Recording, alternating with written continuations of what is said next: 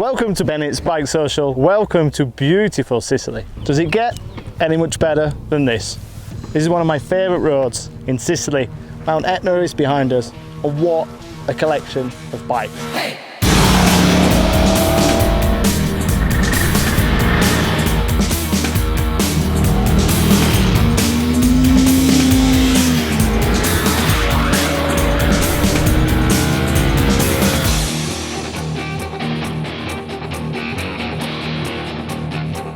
This is the group of bikes that we needed to test for 2020.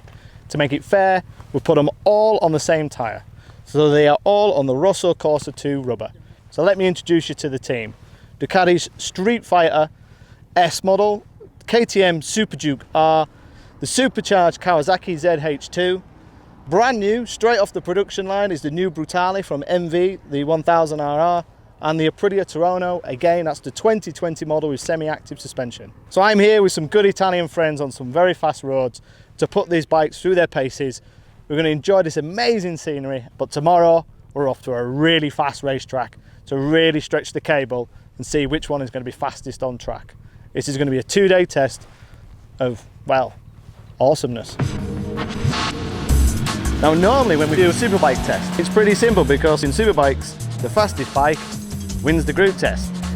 If we're doing an adventure test, the most comfortable, the most frugal, and the bike with the most technology wins that test. But this test is a little bit different because when you're buying a super naked bike, you're not just buying it for performance, you're not just buying it for its road, you're also buying it for its aesthetics, its image, its looks. So what we've done is a full day on the road, 300 kilometers around Mount Etna, epic.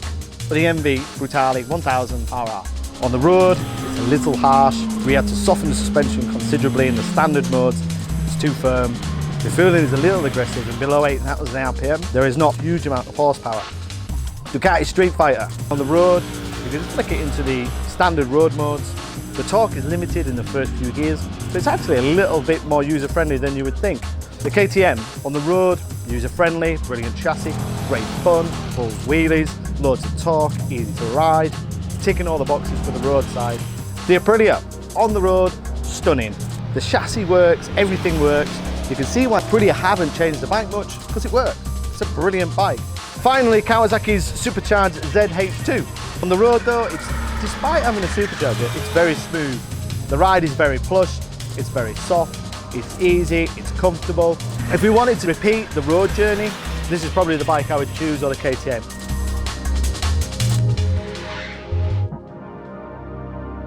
So we're at the halfway point on our big naked superbike test. Now we're here in Agusta. This is an unbelievably fast track. Very, very fast, very, very long. And interestingly, we're staying on the same tyres. So this is the Agusta Brutale 2. We rode them on the road yesterday and we're going to ride them on track today. So which one's going to be the quickest? The Aprilia, the Super Duke, the supercharged Kawasaki, the new MV, or the Ducati Streetfighter S?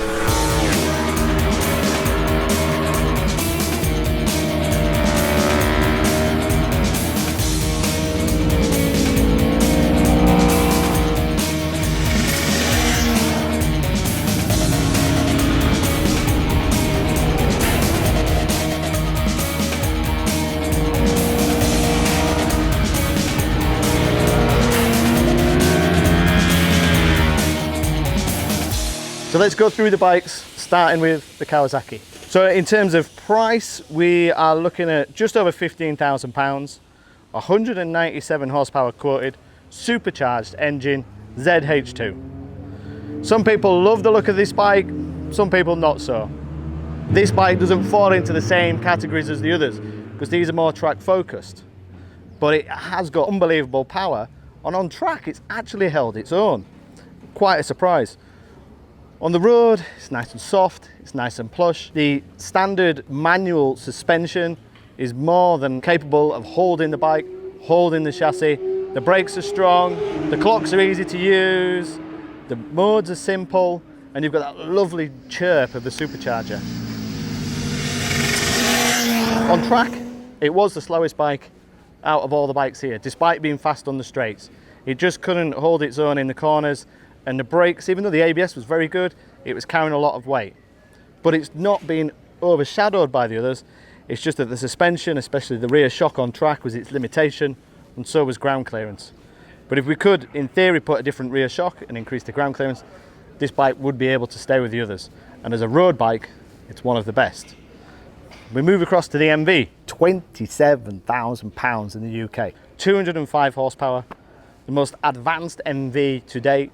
This is the 2020 model, downforce created by the wings, semi-active suspension, improved rider edge, full colour TFT dash, rider modes, launch control.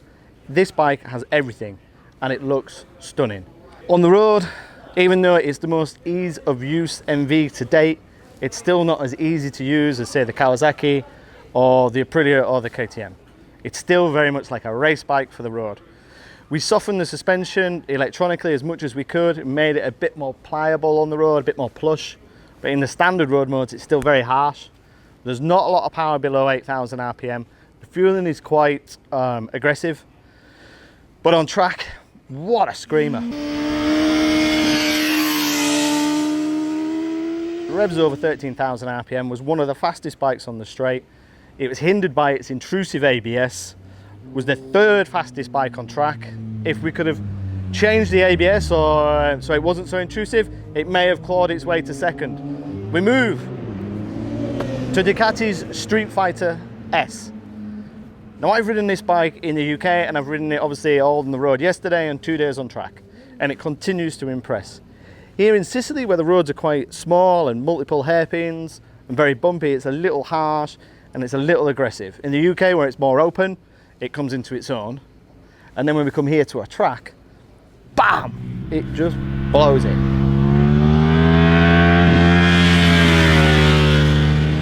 This is the fastest bike on track by a considerable margin. It was the fastest bike on the straight and it stopped the latest. In terms of lap times, it was over a second quicker than the nearest competition, which was the Aprilia. In terms of speed, it smoked the rest. Only the MV could get close to it on the straight. It even smoked the supercharged Kawasaki. This is phenomenal power. But like the MV, it's phenomenal power, but in a usable package. On the road, it felt nice. It was, the suspension works. The torque is limited in the lower gears, which means it's usable. It's quite user-friendly. Ducati have made an over 200 horsepower naked race bike usable, where MV, I've tried to do that but just missed the mark a little. It's more usable than an MV ever has been, but it's not as usable as the Ducati. If you want to go fast on track, this is the fastest one. If you want a stunning bike on the road, this is also up there and rated very highly. Price wise, £20,000, near as damn it. So the second most expensive bike on test. The Aprilia Tuono 1100, semi-active suspension, 2020 model, around £17,000, 173 horsepower. When I saw the list of these bikes, I thought the Aprilia was going to be outclassed. It is essentially a similar bike to it was 4 or 5 years ago, similar chassis, it's semi-active suspension, but the style, the ergonomics is similar. In terms of horsepower, this is 173 horsepower, and it's fighting a supercharged Kawasaki. It's fighting over 200 horsepower with the Ducati and the MV, yet it really held its own. I really am impressed by the Tuono. I've ridden this bike extensively in the past, over the years. I've always been impressed, and it continues to do so. It just shows how good this bike was when it first came out. The gearbox, the quick shifter, best of the bunch. The fueling, the best of the bunch. On all the other bikes, we had to change modes, we had to change suspension from road to track. This works beautifully on the road, it worked beautifully on the track. The braking is excellent, the rider aids are excellent.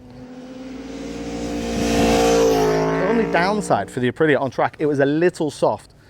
We went into the manual modes to change it a little. It was just sitting too much and it was understeering a little. And in terms of style, when you compare it to the MV and the Ducati and the KTM, for me, it's not looking special. It's looking a little bit dated. It's quite a physical bike, as in the stance of the bike just needs a little bit more bling. But considering this bike is essentially 3, maybe 4 years old, outstanding. On track, it was the second fastest. Bear in mind, it's 25 horsepower down on the Ducati, and it was only about a second slower, and this track is fast. If this was a smaller track, the Aprilia may have taken it. Finally, the KTM. I really enjoy riding the KTM on the road. Probably my favourite road bike. Lazy big twin, loads of wheelies, play with the rider modes, usable, friendly. It's got like a split personality because you can ride it really docile around town and it's nice fueling and it's easy and it's torquey and it's lovely. Then you can just have fun with it without being over intimidating. What let the KTM down again was its power. So we're talking 178 horsepower. It was the 4th fastest bike on track. If the track had been shorter, it would have overtaken maybe the others. The gap would have been closer, but the problem is, at such a fast track where you're in 6th gear on 2 occasions, it feels a little lazy. But then when you get to the chicanes, this was arguably the best bike through the chicanes. It was arguably the best handling bike. It was very precise, very, very accurate, a really, really well handling, put together chassis.